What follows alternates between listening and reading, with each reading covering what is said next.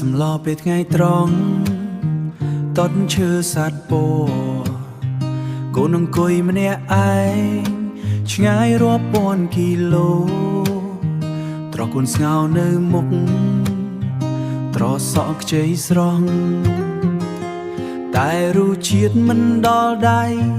អ្នកម៉ាក់ធ្វើញញឹមមែនតែភ្នែកកូនហាក់នៅឆ្ងាយនឹកអ្នកម៉ាក់នឹកពុកខ្លាំងណាស់ពេលកូនឃ្លានម្ដងទឹកភ្នែកហូរស្ងាត់ម្ហូបស្រុកគេឆ្ងាញ់ម្ហូបស្រុកគេឆ្ងាញ់តែគ្មានរសជាតិផ្ទះ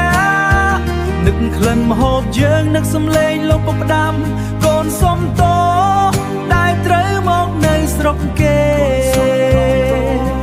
កូនសុំតតែត្រូវមកនៅស្រុកគេ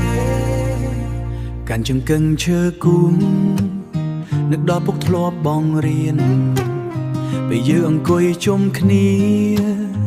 ក្រោមដំបូលផ្ទាំង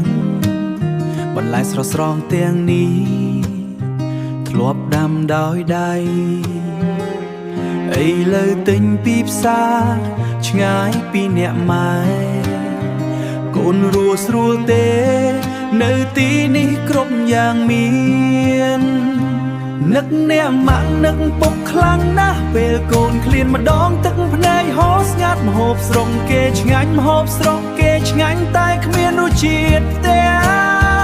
នឹកក្លិនម្ហូបយើងនឹកសំឡេងលោកពុកផ្ដាំកូនសុំតដែលត្រូវមកនៅស្រុកគេកូនសុំតដែលត្រូវមកនៅស្រុកគេកូនខំប្រឹងដើម្បីអនាគតមួយនេះ